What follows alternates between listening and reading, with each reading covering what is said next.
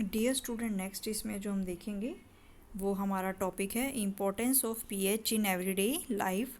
Last video में हमने देखा कि पीएच क्या होता है, पीएच की क्या इम्पोर्टेंस होती है, ये क्या चीज़ मेज़र करता है, एसिड्स का पीएच कितना होता है, बेस का पीएच कितना होता है और न्यूट्रल सॉल्यूशंस का पीएच कितना होता है। तो ये सारा हमने पढ़ा है पीएच के बारे में। तो ये जो हमने पीएच के बारे में इतनी सारी इन्फॉर्मेशन ली है, तो पीएच जो है हमारी डेली लाइफ में भी बहुत इम्पोर्टेंट होता है। ठीक है, तो इस वाले टॉपिक में हम यही देखेंगे कि what is the importance of pH in everyday life, कि जो आपकी एवरीडे लाइफ होती है, डेली लाइफ होती है, उसमें भी पीएच जो है वो बहुत इम्पोर्टेंट रोल प्ले करता है। ठीक है, तो फर्स्ट है आपका plants and animals are pH sensitive, कि जो आपके प्लांट्स होते हैं और एनिमल्स होते हैं वो भी आपके पीएच सेंसिटिव होते हैं। Our body works within the pH range of Our body works within the pH range of 7.0 to 7.8। ठीक है, तो हमारी बॉडी जो है वो कितने पीएच रेंज में काम करती है? हमारी बॉडी जो है वो 7.0 से 7.8 के पीएच रेंज में ही काम करती है। ठीक है, तो हमारी जो ह्यूमन बॉडी है उसके काम करने का जो पीएच का रेंज है वो कितना है? 7.0 से 7.8 के बीच में हमारी बॉडी जो है वो वर्क करती है। Living organism can survive only in a narrow range of pH change. जो आपके लिविंग ऑर्गेनिज्म होते हैं, बाकी के जो लिविंग ऑर्गेनिज्म हैं वो भी जो है इसी रेंज में, बहुत सारे जो लिविंग ऑर्गेनिज्म है वो भी इसी चेंज नैरो रेंज में जो है वो आपके सर्वाइव करते हैं। When pH of rain water is less than 5.6 it is called acid rain. ठीक है, तो जब हमारे रेन वाटर की पीएच की वैल्यू 5.6 से कम हो जाती है तो इसको हम क्या कहते हैं? इसको हम एसिड रेन कहते हैं। ठीक है, तो एसिड रेन का जो वाटर है वो हमारा फ्लो होके कहाँ जाता है? रिवर्स में जाता है। ठीक है, और वो रिवर्स का जो वाटर होता है उसके पीएच की वैल्यू को भी कम कर देता है। ठीक है, and it louvers the pH of the river water की पीएच की वैल्यू को भी कम कर देता है। And the survival of the aquatic life in such river becomes difficult, यानी कि वाटर के अंदर जो रहने वाले जो प्लांट्स होते हैं, जो एनिमल्स होते हैं, ठीक है, तो उनके लिए इतने कम पीएच में सर्वाइव करना जो है वो काफ़ी ज़्यादा डिफ़िकल्ट होता है और उनकी जो लाइफ को डेंजर हो सकता है। ठीक है, तो हमारी बॉडी जो है वो 7.0 से 7.8 के पीएच पे काम करती है। और एसिड रेन क्या होती है कि जब हमारे रेन वाटर की पीएच की वैल्यू 5.6 से कम हो जाती है तो उसको हम एसिड रेन कहते हैं। और यही एसिड रेन का वाटर जो है वो रिवर्स में जाता है और उसके वाटर के पीएच को कम कर देता है। ठीक है, और उसी वाटर के अंदर जो आपके प्लांट्स हैं, जो आपके एनिमल्स हैं, एक्वेटिक लाइफ जो होती है, उनके लिए ऐसे माहौल में सर्वाइव करना जो है काफ़ी ज़्यादा डिफ़िकल्ट होता है और उनकी लाइफ को डेंजर हो जाता है। तो इसीलिए जो आपके एनिमल्स होते हैं, जो प्लांट्स होते हैं, वो आपके पीएच सेंसिटिव होते हैं। Acid in another planet, the atmosphere of Venus is made up of thick white and yellowish cloud of sulphuric acid. तो इसने कहा है कि जो हमारा वीनस है, वीनस का जो प्लैनेट है, ठीक है, उसका जो एटमोसफियर है that is made up of thick white and yellowish cloud, यानी कि वो जो है आपका वाइट एंड येलोइश क्लाउड से मिलके बना होता है। और वो जो वाइट एंड येलोइश क्लाउड हैं वो किस गैस के होते हैं? वो आपके सल्फ्यूरिक एसिड के होते हैं। सल्फ्यूरिक एसिड को हम क्या लिखते हैं? H2SO4 भी लिखते हैं। ठीक है, do you think life can exist on this planet? क्या आप सोच सकते हो कि वीनस प्लैनेट पे जो लाइफ है वो आपकी पॉसिबल हो सकती है? क्योंकि वहाँ पे क्या प्रेजेंट है? वहाँ के एटमॉस्फेयर में एसिड प्रेजेंट है, तो वहाँ पे आपका लाइफ पॉसिबल नहीं हो सकता। ठीक है, बिकॉज इसीलिए life is not possible because Venus is made up of the white and yellowish cloud. और सल्फ्यूरिक एसिड की वजह से वहाँ के एटमॉस्फेयर में एसिड है, तो वहाँ पे सर्वाइव करना जो है बहुत ही डिफ़िकल्ट है। ठीक है, इसके बाद नेक्स्ट है what is the pH of your soil in your backyard, यानी कि आपके जो आंगन में जो मिट्टी होती है, जो आपकी सॉइल होती है, उसकी पीएच भी जो है बहुत ही इंपॉर्टेंट रोल प्ले करती है। What is the pH of soil in your backyard, यानी कि जो आपका आंगन है या जो आपका ग्राउंड है, उसकी जो मिट्टी होती है उसके पीएच की वैल्यू जो है वो भी बहुत इंपॉर्टेंट रोल प्ले करती है। Plants require a specific pH range for their healthy growth. तो प्लांट्स जो होते हैं उनको अपनी हेल्दी ग्रोथ के लिए या डेवलपमेंट के लिए एक स्पेसिफिक पीएच रेंज जो है वो चाहिए होती है। To find the pH required for the healthy growth of a plant, अगर आपको पता करना है कि कौन से प्लांट जो हैं वो आपके हेल्दी होते हैं, तो आप अलग अलग प्लांट्स में क्या करो, अलग अलग जगह की जो आपकी सॉइल है उनके पीएच की वैल्यू को आप फाइंड आउट करो। और फिर ये देखो कि जहाँ पे आपके हेल्दी प्लांट हैं, ठीक है, कुछ जगह ऐसी होंगी जहाँ पे आपके प्लांट हेल्दी होंगे, कुछ जगह ऐसे होंगे जहाँ पे आपके प्लांट हेल्दी नहीं होंगे।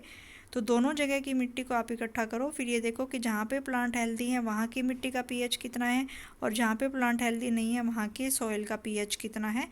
तो यहाँ से आप कि जो प्लांट के हेल्दी ग्रोथ के लिए जो पीएच की वैल्यू रिक्वायर होती है वहाँ से आप ये डाटा कलेक्ट कर सकते हो। ठीक है, तो इस तरीके से जो है ये आप कर सकते हो।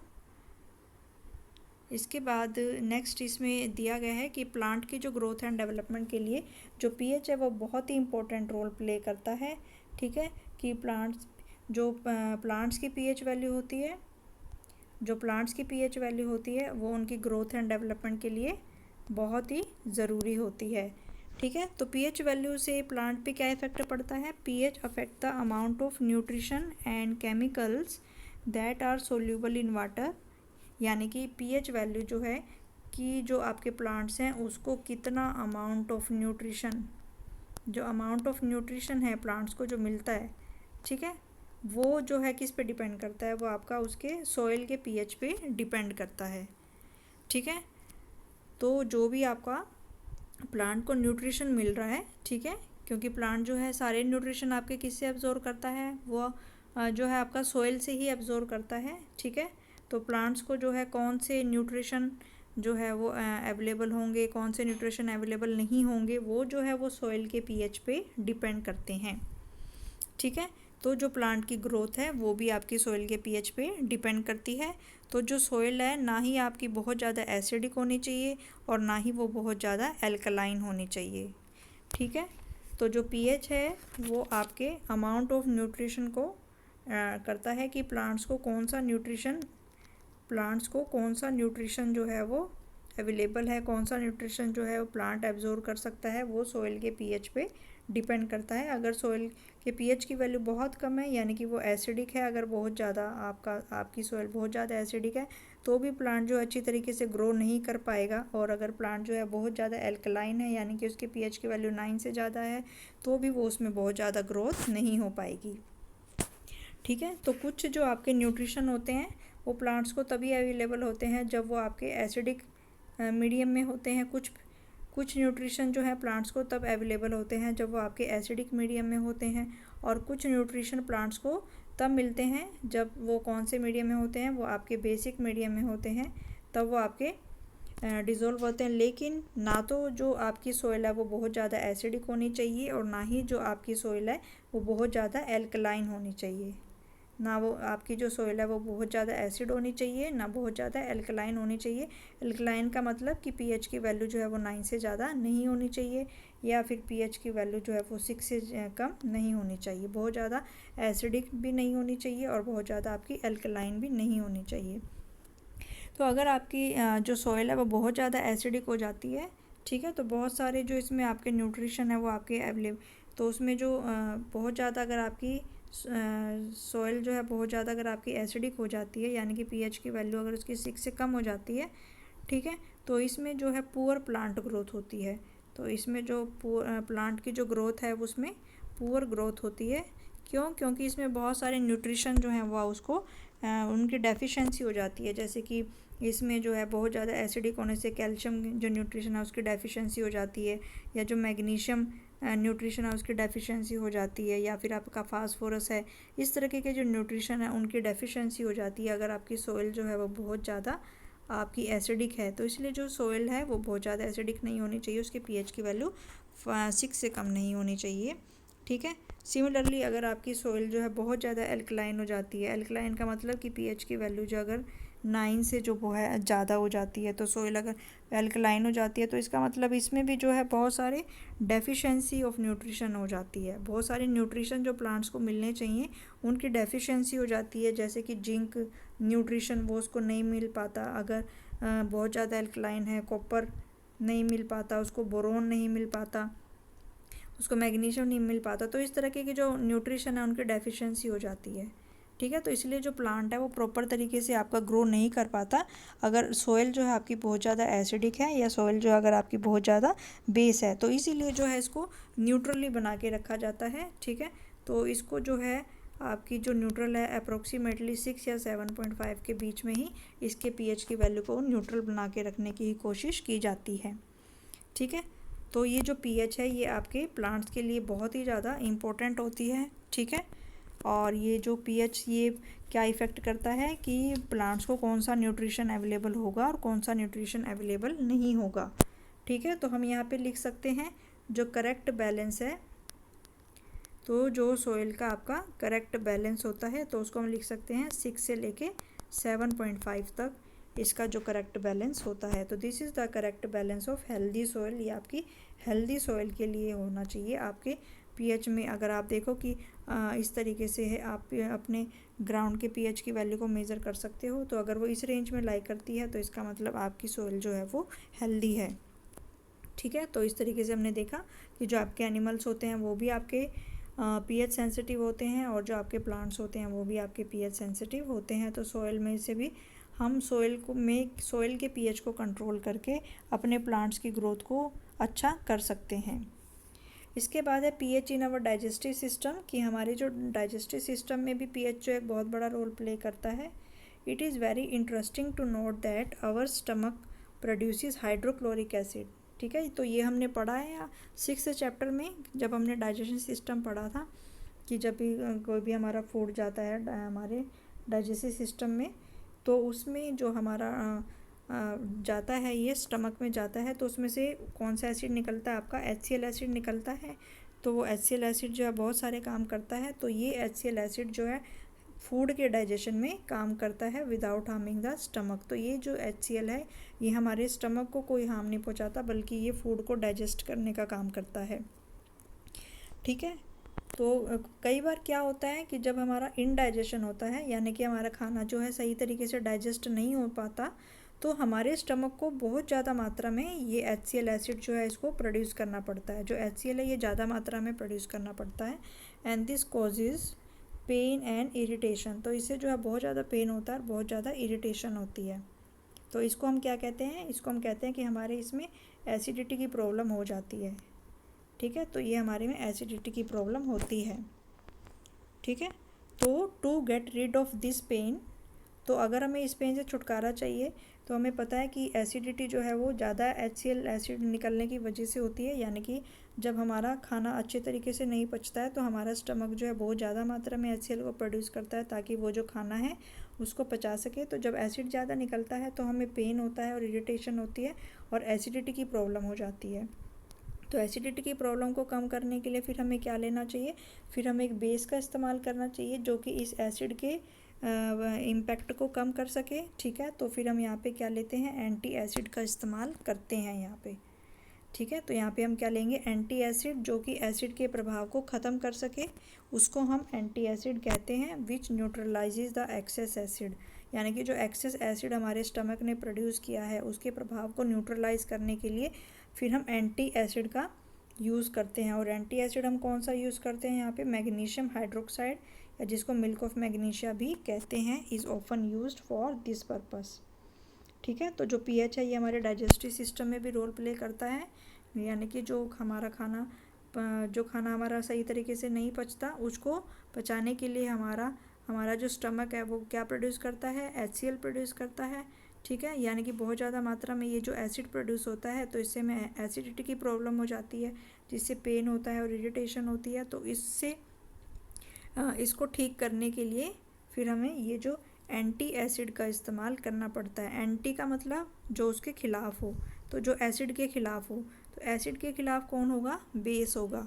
ठीक है, तो एक्सेस एसिड जो आपका एक्स्ट्रा एसिड है उसको न्यूट्रलाइज करने के लिए फिर हम एक बेस का इस्तेमाल करते हैं। और वो बेस कौन सा होता है आपका, मिल्क ऑफ मैग्नीशिया भी इसको हम कहते हैं, या फिर मैग्नीशियम हाइड्रोक्साइड भी इसको हम कहते हैं। तो मैग्नीशियम हाइड्रोक्साइड का फॉर्मूला होगा आपका OH2। इसको मिल्क ऑफ मैग्नीशिया भी कहते हैं और इसको मैग्नीशियम हाइड्रोक्साइड भी कहते हैं। और इसका जो इस्तेमाल है किस लिए किया जाता है, पेट की एसिडिटी या स्टमक की एसिडिटी को कम करने के लिए। ठीक है, नेक्स्ट जो है पीएच का क्या रोल है। PH change the cause of tooth decay. ठीक है, तो pH change can cause the tooth decay, यानी कि हमारे जो टूथ हैं या हमारे जो टीथ हैं उनका डिके जो होता है वो भी किसकी वजह से होता है, पीएच की वजह से होता है। तो ये भी आपका इम्पोर्टेंट है कि जो हमारे टीथ ख़राब होते हैं वो भी किसकी वजह से होते हैं, पीएच चेंज होने की वजह से होते हैं। Tooth decay starts when the pH of mouth is lower than 5.5। ठीक है, तो हमारे जो दांत हैं, हमारे जो टीथ हैं वो कब हमारे ख़राब होना स्टार्ट, तो हमारे जो टीथ हैं वो कब हमारे डिके होना स्टार्ट होते हैं या कब हमारे ख़राब होने स्टार्ट होते हैं, जब हमारे मुंह का पीएच जो है वो 5.5 से कम हो जाता है। जब हमारे माउथ का पीएच जो है वो 5.5 से कम हो जाता है, जब हमारे माउथ का पीएच 5.5 से कम हो जाता है तो जो हमारे टूथ हैं वो हमारे ख़राब होने स्टार्ट हो जाते हैं। ठीक है, तो हमारे जो टूथ का इनेमल है, हमारे जो टूथ का इनेमल है वो किससे मिलके बना होता है, वो हमारा कैल्शियम फास्फेट से मिलके बना होता है। और कैल्शियम फास्फेट जो होता है बहुत ही हार्डेस्ट सब्सटेंस है हमारी बॉडी में। हमारी पूरी बॉडी में जो सबसे स्ट्रॉन्ग होता है, सबसे स्ट्रॉन्ग चीज़ जो होती है वो कैल्शियम फास्फेट होती है, जो कि हमारे टूथ का इनेमल होता है। तो ये जो कैल्शियम फास्फेट है, it does not dissolve in water, ये हमारा वाटर में भी डिज़ोल्व नहीं होता, बट ये हमारा ख़राब होना स्टार्ट हो जाता है।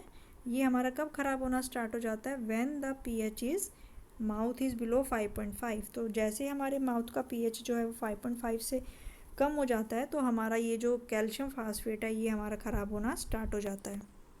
ऐसा क्यों होता है, the bacteria present in the mouth, जो हमारे माउथ में बैक्टीरिया प्रेजेंट हैं, produces acid by the degradation of sugar and the food particles remaining in the mouth after the eating. यानी कि खाना खाने के बाद, ठीक है, खाना खाने के बाद जब भी हमारे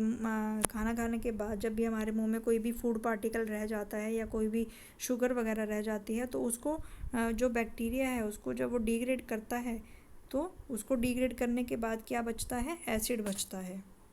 ठीक है, तो हमारे खाना खाने के बाद जो हमारे मुंह में फूड पार्टिकल, हमारे माउथ में अगर कोई भी खाना है या कोई भी शुगर है, ठीक है, तो ये जो हमारे माउथ में बैक्टीरिया प्रेजेंट होते हैं ये इसको जब डिग्रेड करते हैं तो ये एसिड को प्रोड्यूस करते हैं। ठीक है, तो यानी कि हमारे माउथ में अगर कोई भी फूड पार्टिकल है या कोई भी शुगर है तो हमारे माउथ के अंदर जो बैक्टीरिया होते हैं उसको वो डिग्रेड करते हैं और वो जो है उसको एसिड भी प्रोड्यूस करते हैं। उनको डिग्रेड करने के बाद वो एसिड भी प्रोड्यूस करते हैं। तो ये जो एसिड है ये फिर हमारे माउथ के पीएच को कम कर देता है और अगर ये 5.5 से कम हो जाता है तो हमारा जो कैल्शियम फास्फेट है, हमारे जो टीथ का कैल्शियम फास्फेट है वो ख़राब होना स्टार्ट हो जाता है। ठीक है, तो हाँ, इसको फिर रोकने का क्या तरीका है, इसको रोकने का यही तरीका है, the best way to prevent this is to clean the mouth after eating food. तो हमें इसको बचाने का सबसे अच्छा तरीका क्या है कि खाना खाने के बाद हमें अपने मुंह को अच्छी तरीके से कुल्ला करना चाहिए। दिन में जो है टूथपेस्ट करना चाहिए 2 बार, using the toothpaste which are generally, जो हमारे टूथपेस्ट होते हैं वो भी हमारे बेसिक इन नेचर होते हैं, क्योंकि हमारे मुंह का जो पीएच है 5.5 से अगर कम हो गया तो एसिडिक है हमारे माउथ के अंदर। अभी हमने देखा था कि सलाइवा बिफोर डाइजेशन जो था वो हमारा 7 पॉइंट समथिंग था और आफ्टर डाइजेशन जो था हमारा 5 पॉइंट समथिंग था। ठीक है, तो इस तरीके से जो हम इसमें फिर टूथपेस्ट का जो इस्तेमाल करते हैं वो कैसा होता है, हमारा बेसिक नेचर का होता है। तो टीथ को क्लीन करने के लिए हमारा जो टूथपेस्ट है वो बेसिक नेचर को होता है, so that they can neutralise the excess acid and prevent the tooth decay. ठीक है, ताकि जो भी हमारे माउथ में एक्स्ट्रा एसिड जो है डेवलप हुआ है उसको वो न्यूट्रलाइज कर सके और जो हमारे टीथ ख़राब हो रहे हैं उनको वो बचा सके।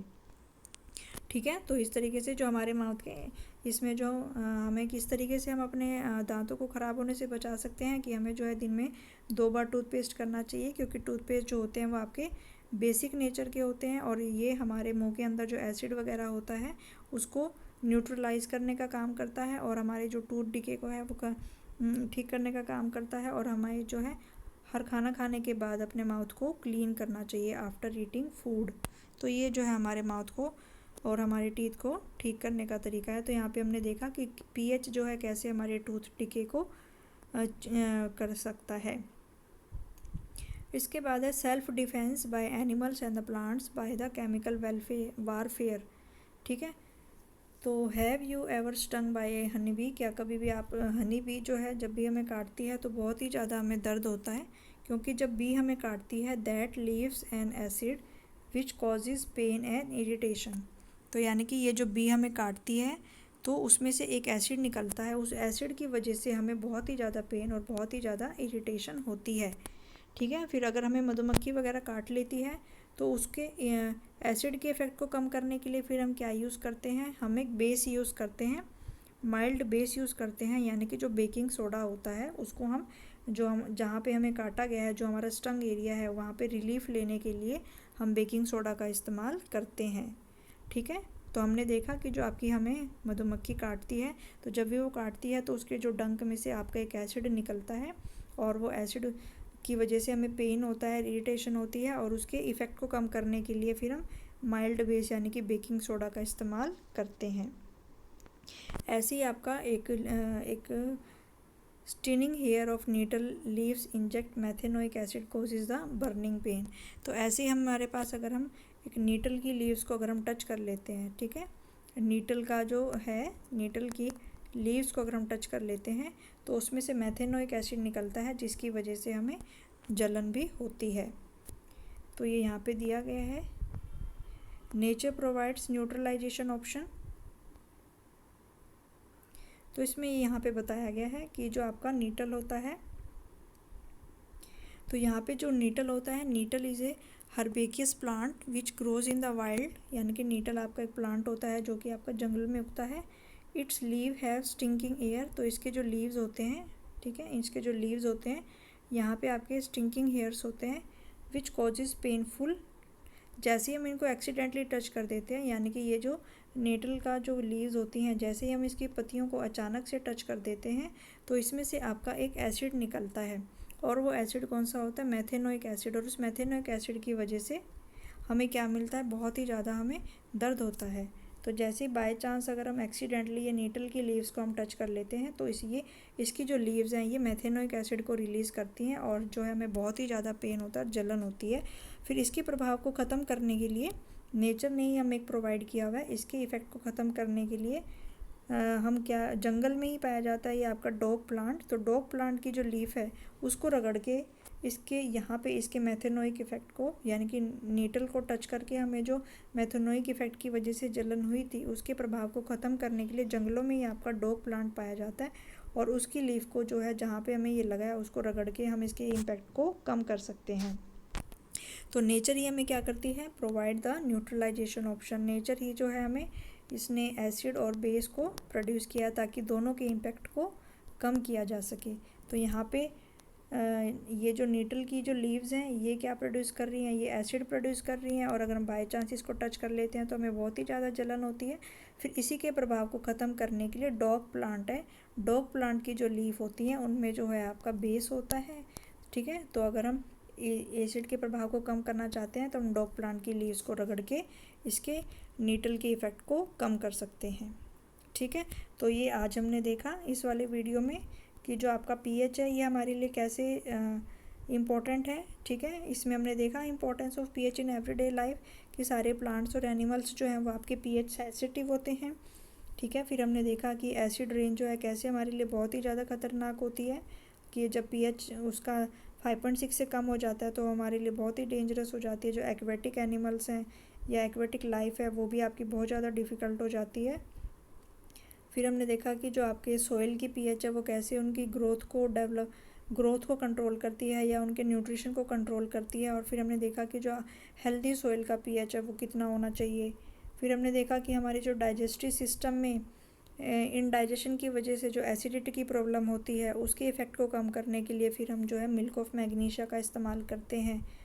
फिर हमने देखा कि हमारे जो माउथ का जो पीएच है जब 5.5 से कम हो जाता है तो हमारा जो कैल्शियम फास्फेट का एनिमल है वो डिके होना स्टार्ट हो जाता है। तो कैसे जो है ये हमारे माउथ का पीएच कम होता है कि जो हमारे माउथ के अंदर बैक्टीरिया होते हैं वो जो फूड पार्टिकल्स को डिग्रेड करने के बाद एसिड को प्रोड्यूस करते हैं और हमारे माउथ का पीएच जो है वो कम हो जाता है।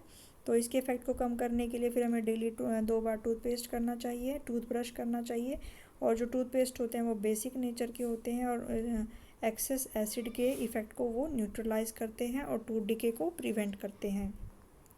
फिर हमने देखा कि कैसे जो एनिमल्स और प्लांट्स हैं वो केमिकल्स के द्वारा अपनी रक्षा करते हैं। तो मधुमक्खी जो है जब काटती है तो उसमें से एक एसिड निकलता है मेथेनोइक एसिड, तो जो कि मेथेनोइक एसिड निकलता है तो उसके इम्पैक्ट को कम करने के लिए फिर हम बेकिंग सोडा का इस्तेमाल करते हैं। तो ऐसे ही जब हमें नीटल जो है, ये हमें नीटल का जो पेड़ होता है ये आपका जंगलों में पाया जाता है और इसकी पत्तियों को अचानक हम टच करते हैं तो इसमें से भी मेथेनोइक एसिड निकलता है और इसके इफेक्ट को कम करने के लिए जंगलों में ये आपका डोक का प्लांट पाया जाता है, उसकी लीव्स को रगड़ के हम इसके इम्पैक्ट को कम कर सकते हैं। ठीक है, तो ये हमने देखा। तो लास्ट का जो इसमें फिर यहाँ पे ये सारे जो हैं ये आपके बहुत इंपॉर्टेंट हैं। ये आपको सभी को अपनी नोटबुक में नोट करना है कि विनेगर में जो है कौन सा एसिड पाया जाता है।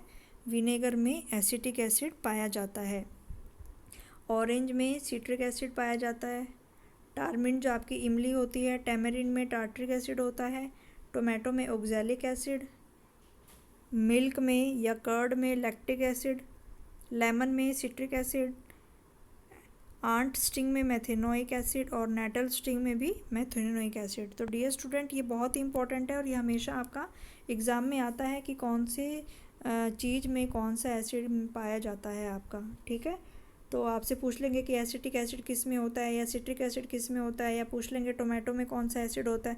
तो ये सारे जो एसिड हैं, ये सारी जो टेबल है ये आपको टिप्स पे लर्न होनी चाहिए। ठीक है, कि विनेगर में कौन सा होता है आपका एसिटिक एसिड होता है, ऑरेंज में सिट्रिक एसिड होता है, टैमरिंड में जो इमली होती है उसमें टार्ट्रिक एसिड होता है, टोमेटो में ऑक्सैलिक एसिड होता है, कर्ड में लैक्टिक एसिड, लेमन में सिट्रिक एसिड, आंट स्टिंग में मेथेनोइक एसिड और नेटल स्टिंग में भी मेथेनोइक एसिड। तो ये बहुत इंपॉर्टेंट है और ये हमेशा आपके एग्ज़ाम्स में आता है कि कौन से नेचुरल सोर्स में कौन सा एसिड पाया जाता है या कौन सा एसिड कौन से नेचुरल सोर्स में होता है।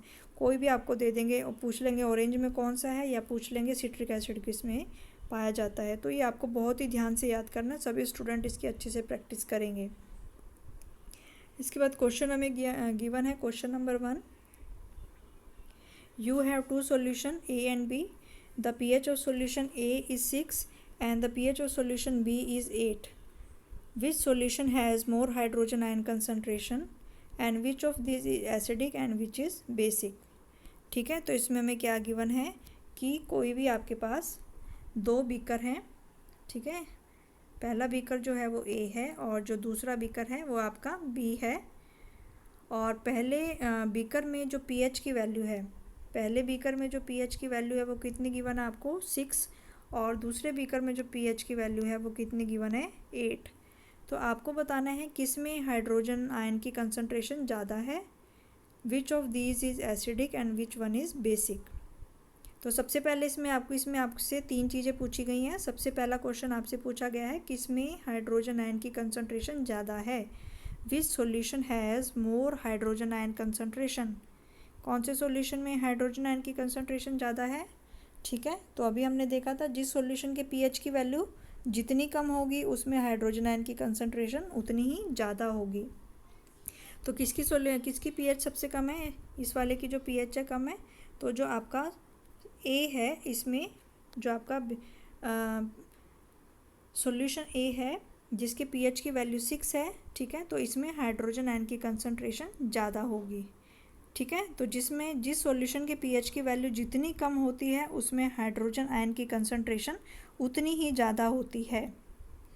फिर सेकंड इसमें पूछा गया है विच इज़ मोर एसिडिक, कौन सा जो है दोनों में से ज़्यादा एसिडिक होगा। तो अभी हमने देखा कि जिसमें H+ आयन की कंसंट्रेशन ज़्यादा होगी वही आपका ज़्यादा एसिडिक होगा। तो यानी कि ये वाला सॉल्यूशन जिसके पीएच की वैल्यू 6 है ये आपका ज़्यादा एसिडिक होगा। फिर पूछा है विच इज़ मोर बेसिक, तो मोर बेसिक कौन सा होगा, जिसके पीएच की वैल्यू 8 है वो आपका मोर बेसिक होगा। ठीक है, तो इस क्वेश्चन का आंसर जो है इसको नोट कर लो। तो ये बहुत इंपॉर्टेंट पॉइंट है कि जिस सॉल्यूशन के पीएच की वैल्यू जितनी कम होती है वो उतना ही ज़्यादा एसिडिक होता है और उसमें H+ आयंस जो हैं उतने ही ज़्यादा होते हैं। तो पीएच की वैल्यू जितनी कम करते जाओगे H+ आयंस उतने ही ज़्यादा होते जाएंगे और जो आपका एसिड है वो उतना ही ज़्यादा स्ट्रॉन्ग होता जाएगा या उतना ही ज़्यादा आपका एसिडिक होता जाएगा। तो जो सॉल्यूशन बी है ये आपका बेसिक है और सॉल्यूशन ए जो है ये आपका एसिडिक है। तो ये क्वेश्चन आपसे पूछा गया है, ठीक है। तो इसको जो है अपनी नोटबुक में नोट करेंगे। इसके बाद क्वेश्चन नंबर सेकंड आपको गिवन है, what effect does the concentration of H+ ions have on the nature of solution.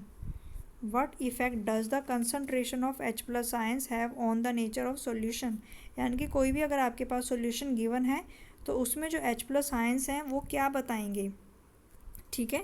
तो अगर हमारे पास कोई भी सॉल्यूशन है तो उसमें जो H+ आयंस की कंसंट्रेशन है वो हमें क्या बताएगी, उसके एसिडिक कैरेक्टर को बताएगी, ठीक है। तो इसमें आंसर क्या आएगा, the concentration of H+ ions in the solution shows the acidic character of the solution, ठीक है। The concentration of H+ ions shows the acidic character of the solution, ठीक है। तो अगर हमारे पास किसी भी सॉल्यूशन में H+ आयंस की कंसंट्रेशन है तो इसका मतलब वो हमारा एसिडिक सॉल्यूशन होगा। तो ये इसका आंसर आएगा, concentration of H+ ion shows the acidic character of the solution. Question number 3 हमें दिया गया है, do basic solution have H+ ions, if yes then why they are basic, ठीक है। तो इसमें पूछा गया है कि क्या जो बेसिक सॉल्यूशन होते हैं उनमें भी H+ आयंस होते हैं, और अगर उनमें भी H+ आयंस होते हैं तो वो आपके बेसिक क्यों होते हैं। तो अभी हमने देखा कि जो आपका कोई भी बेसिक सॉल्यूशन है, जैसे कि NaOH, हमने कोई भी बेसिक सॉल्यूशन ले लिया तो उसमें जो है आपके बहुत सारे क्या होते हैं, OH नेगेटिव आयंस होते हैं। जो आपका बेस होता है, बेस में कौन से होते हैं, हाइड्रोक्साइड आयन होते हैं। अगर एसिड होता है तो एसिड में जो है आपके H+ आयंस होते हैं, और जो आपका बेस है, बेस में आपके OH नेगेटिव आयंस होते हैं, ठीक है। तो इसने फिर क्वेश्चन पूछा है कि क्या बेस सॉल्यूशन में आपके H+ आयंस भी हो सकते हैं। तो हम ये कह सकते हैं कि हाँ, बेस में भी आपके H+ आयंस हो सकते हैं, लेकिन जो OH नेगेटिव आयन की कंसंट्रेशन है वो H+ आयंस की कंसंट्रेशन से ज़्यादा होगी। इसका मतलब कि सॉल्यूशन आपका क्या होगा, बेसिक होगा। तो इसका आंसर क्या आएगा कि हाँ, जो अगर बेसिक सॉल्यूशन में भी आपके H+ आयंस हो सकते हैं, लेकिन जो OH नेगेटिव आयन की जो कंसंट्रेशन होगी वो किससे ज़्यादा होगी, H+ आयन से ज़्यादा होगी। इसलिए सॉल्यूशन जो है वो किसकी तरह बिहेव करेगा, बेस की तरह बिहेव करेगा, क्योंकि दोनों में जो डोमिनेटिंग होगा उसी की तरह बिहेव करेगा। तो जो आपका बेस सॉल्यूशन है उसमें OH नेगेटिव की जो है वो संख्या ज़्यादा होती है, कंसंट्रेशन ज़्यादा होती है, और H+ आयंस की कम होती है। तो क्वेश्चन का आंसर क्या होगा, हाँ, बेस सॉल्यूशन में भी H+ आयंस हो सकते हैं, ठीक है। और फिर हम इन्हें बेस सॉल्यूशन क्यों कहते हैं, क्योंकि बेस सॉल्यूशन में OH नेगेटिव आयन, जो हाइड्रोक्साइड आयन होते हैं, उनकी कंसंट्रेशन H+ आयन से ज़्यादा होती है, ठीक है। तो आई होप ये आंसर आप सभी को समझ में आ गया होगा। इसके बाद क्वेश्चन नंबर 4 आपको यहाँ पे गिवन है, under what soil condition do you think a farmer would treat the soil of his field with quick lime, calcium oxide and calcium hydroxide और कैल्शियम कार्बोनेट।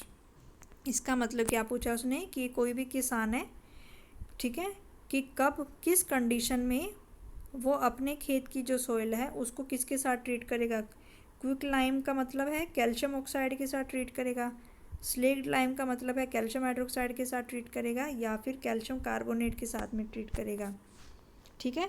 तो ये जो तीनों कंडीशन है ये तभी हो सकती हैं जब आपकी सॉइल जो है बहुत ही ज़्यादा एसिडिक हो गई है, ठीक है।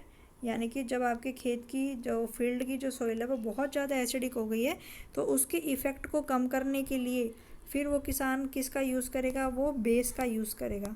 खेत की जो सॉइल है वो बहुत ज़्यादा एसिडिक हो गई है और उसके इफ़ेक्ट को कम करने के लिए फिर वो बेस का यूज़ करेगा। तो अगर हम यहाँ पे देखें उसने कौन कौन सी चीज़ें ली हैं, उसने कैल्शियम हाइड्रोक्साइड लिया है, तो कैल्शियम हाइड्रोक्साइड भी आपका बेस है, कैल्शियम कार्बोनेट भी आपका बेस है, और जो कैल्शियम ऑक्साइड है ये भी आपका बेस है।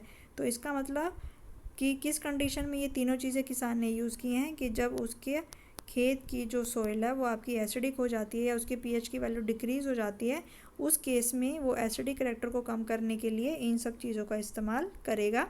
चौक का इस्तेमाल करेगा, या लाइम का इस्तेमाल करेगा, या क्विक लाइम का इस्तेमाल करेगा, ठीक है। तो ये इसका आंसर होगा। तो डियर स्टूडेंट, आज के वीडियो में जो हमने देखा है, ये जो टेबल है ये सारे आपको टिप्स पे लर्न होने चाहिए। ठीक है। और ये जो क्वेश्चन आंसर मैंने अभी डिस्कस किए हैं, ये 4 क्वेश्चन आंसर, ये सभी आप अपनी नोटबुक में लिखेंगे और बार बार इनको पढ़ेंगे, बार बार इनको प्रैक्टिस करेंगे क्वेश्चन आंसर की। Thank you.